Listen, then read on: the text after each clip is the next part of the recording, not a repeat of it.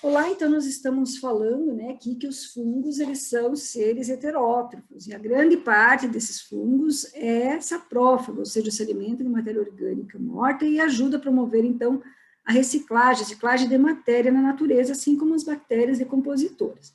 Nessa parte da aula, nós vamos falar um pouquinho mais, então, sobre esses fungos parasitas que se alimentam de matéria orgânica viva. Então, assim como em outros grupos, nós temos algumas espécies de fungos que se alimentam dessa forma, então também, como o saprófago se alimenta de matéria orgânica já sintetizada, só que é em organismos ainda vivos.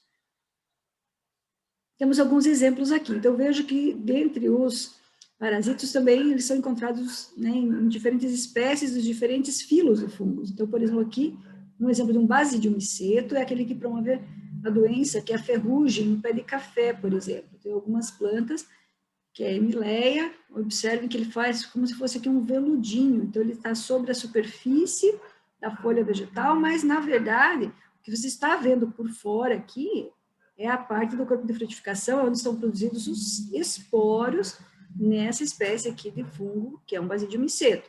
Observe que o resto do fungo, a parte vegetativa do micélio, está dentro, né, se aproveitando diretamente das folhas das células desse vegetal que ainda está vivo, por isso ele é um parasito. Aspergillus flavus é um parasito. Em algumas situações também ele pode ser encontrado em matéria orgânica já morta. Nesse caso, estou usando ele como exemplo de um ser parasito, mas ele também pode ser saprófito. E ele está aqui, nesse caso, sobre um grão, né, sobre os grãos de milho. Então, aspergillus flavus, também encontrados sobre grãos de amendoim, sementes comercializadas de modo geral, uma coisa que é importante lembrar, além do fato de eles serem parasitos, né, de plantas, é que eles produzem umas substâncias tóxicas, aflatoxinas, e são os maiores produtores das aflatoxinas que são carcinogênicas. Então, se a pessoa, por exemplo, ingere por muitos anos seguidos, tipo sementes como amendoim, por exemplo, que tem essa aflatoxina, ele pode chegar a desenvolver, então, câncer. Tá? Então, o Aspergillus flavus ele é conhecido por esse aspecto também. Então, além de ser um parasito de planta, causar danos no vegetal, no grão, ele também tem esse aspecto aqui importante em relação a nós humanos, né? Se for ingerir por muito tempo, ele pode chegar a causar câncer. Um outro, vejo que eles são, nesse caso, ele é um ascomiceto, né? Então, Aspergillus flavus, assim como nós tínhamos falado lá na outra aula sobre os penicílio, né? Ele é do grupo dos ascomicetos, é um fungo filamentoso. Observe essa outra espécie aqui, que é o Clavíceps purpúrea. Tem que tirar esse acento aqui que sobrou.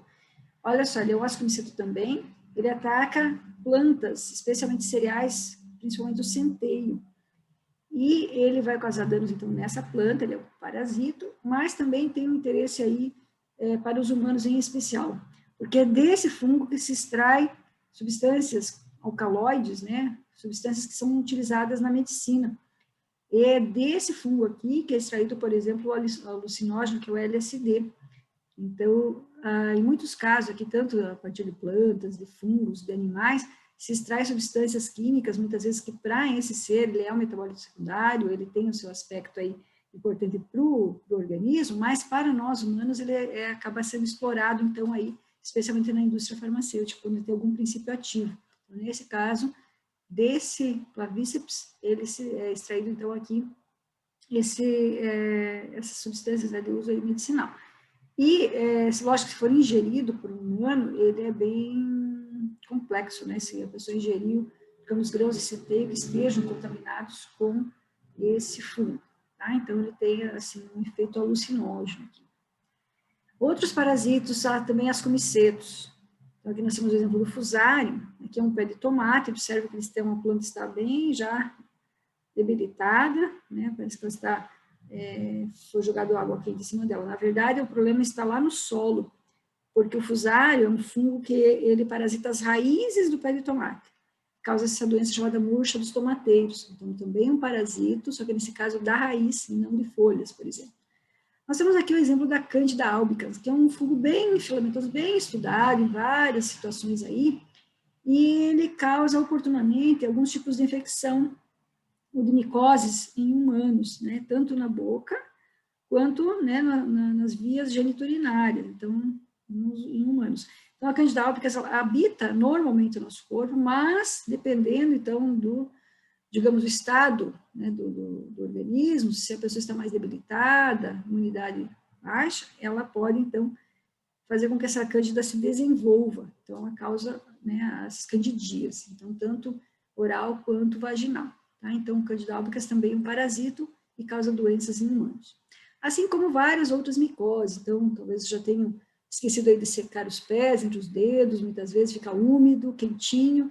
Então, aí, para os fungos, né, desses parasitos, podem causar essas micoses. Então, nós temos vários exemplos aí de fungos que são parasitas em humanos, causam as dermatites, né, essas frieiras, né, o pé de atleta também que eles chamam, então, doenças de pele em humanos, as várias micoses aí. Temos esse caso aqui também da histoplasmose, que é também um parasito, nesse caso aqui, ele se alimenta de matéria orgânica contida em fezes de aves e morcegos, né, e os esporos, se eles forem inalados pelos humanos, aí eles podem causar doenças. Então, entre alguns aspectos interessantes sobre, né, esses fungos, especialmente do grupo dos ascomicídeos.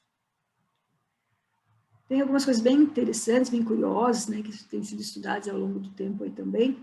Aqui, não sei se vocês já vão lembrar, né, do passado, sobre esses fungos que atacam insetos, mas eles não chegam a, digamos, a matar no primeiro momento. Eles invadem o corpo do inseto, aqui uma formiga, aqui uma cigarra, por exemplo, e eles liberam substâncias que vão fazer com que esse inseto obedeça, digamos, à vontade do fungo. Então, eles chamam aqui de cigarras zumbis, entre aspas, porque elas vão ajudar esse fungo a se dispersar. Então, elas se posicionam em ambientes onde elas conseguem liberar melhor os esporos do fungo, certo? Então, o fungo, libera umas substâncias que têm propriedades aí psicodélicas, né, que faz com que esses insetos se comportem de uma forma diferente, porque eles chamam de zumbis. Tá? Então, o efeito que tem essas substâncias nesses insetos é equivalente àqueles cogumelos alucinógenos. Tá? Então, esse fungo especialmente a massópora, o zigomiceto, mas também temos aqui outro gênero, né, que é um ascomiceto, que ataca aqui, nesse caso, formigas. Não vejo que o corpo de frutificação aqui é diferente. Tá? Então, ascomicetos, aqui nós temos, então, o zigomiceto, e pode também existir algumas espécies de basidiomycetos que atacam e fazem a mudança de comportamento desses insetos. Eu vou deixar uns links para vocês, se tiverem curiosidade, saber um pouquinho mais sobre esses fungos aqui. Tranquilo? Então, nós vamos aí, na sequência, falar um pouquinho também de relações mutualísticas entre fungos e outros seres vivos. Então, isso na próxima parte da aula.